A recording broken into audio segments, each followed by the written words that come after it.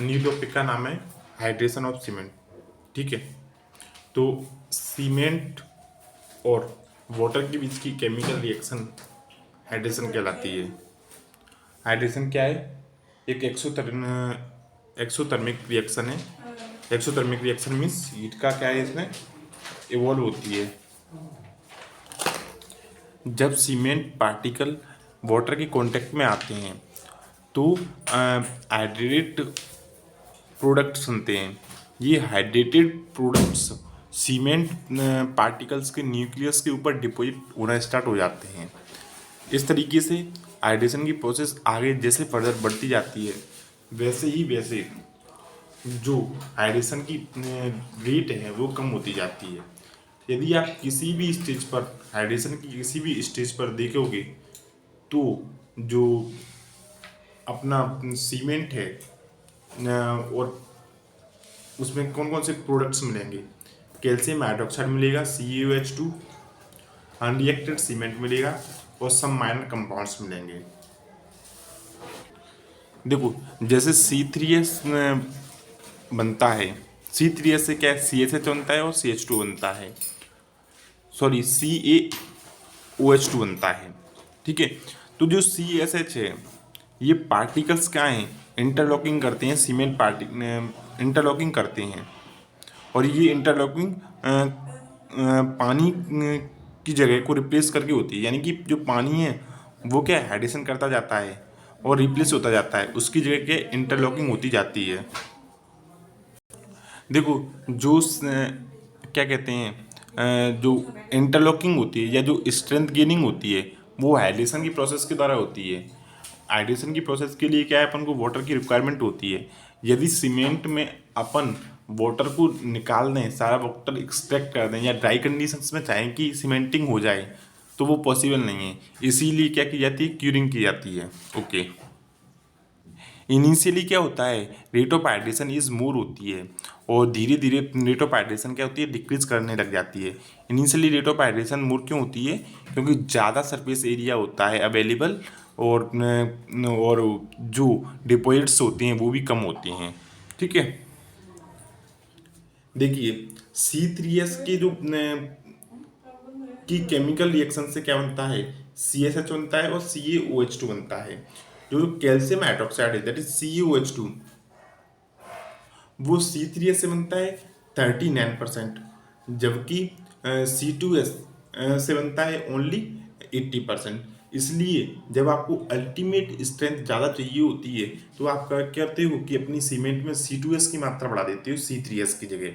ठीक है, अब आपने C2S की मात्रा ही क्यों बढ़ाई? आप C3S की भी मात्रा भी तो बढ़ा सकते थे।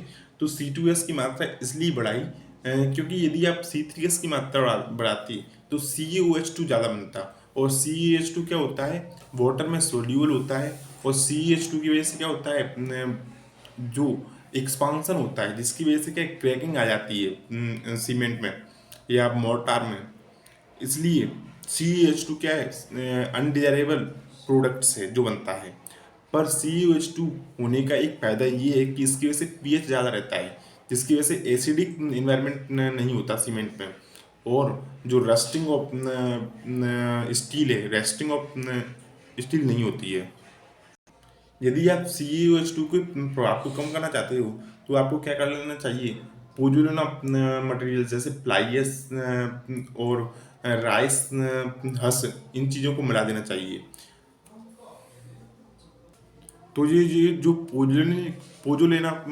पोजोलेनिक मटेरियल्स हैं वो क्या करते हैं, लाइम के साथ मॉइस्चर की प्रेजेंट में रिएक्शन करते हैं और स्टेबल और स्ट्रेंथ प्रोड्यूस करते हैं सिलिकेट्स के रूप में।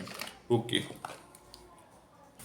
जो CSH है that is calcium silicate hydrate, उसको अपन क्या भी बोलते हैं, टोबर मोराइट भी बोलते हैं। बिकॉज इसका जो स्ट्रक्चर है वो उसका नेचर कैसा होता है, टोबरमाइट की टोबरमाइट मिनरल की के जैसा दिखता है। ओके, ट्री ट्री लाइम क्या होता है, प्रोन टू केमिकल अटैक्स होता है, रस्टिंग एसिडिक इन्वायरमेंट में होती है। जो C2S है वो मोर रेजिस्टेंस प्रोवाइड करता है सल्फर अटैक्स को। ओके, जबकि C3A सबसे ज़्यादा अफेक्टेड होता है सल्फेट अटैक से। अब टॉपिक का नाम है rate of hydration of cement. तो जो heat of hydration box compound में होती है वो डिक्रीजिंग डिसेंडिंग ऑर्डर में ऐसे है कि हीट ऑफ हाइड्रेशन सबसे ज़्यादा होती है C3A की, फिर C3S की, फिर C4AF की, फिर C2S की। और जो रेट ऑफ हाइड्रेशन है बोक्स कंपाउंड में वो सबसे ज़्यादा होती है C4AF की, क्योंकि ये फ्लैश सेटिंग देता है। फिर होती है C3A की, क्योंकि ये सीमेंटिंग प्रॉपर्टी हाई देता है। फिर होती है C3S की, सॉरी C3A की, C4A की, सॉरी, आप इसे याद रखिए रेट ऑफ हाइड्रेशन को, ये ग्राफ से C4AF, फिर C3A, फिर C3S, फिर C2S। Okay, gypsum plate setting को कैसे रुकता है? तो जिप्सम क्या करता है, वाटर में क्या सोल्यूबल होता है,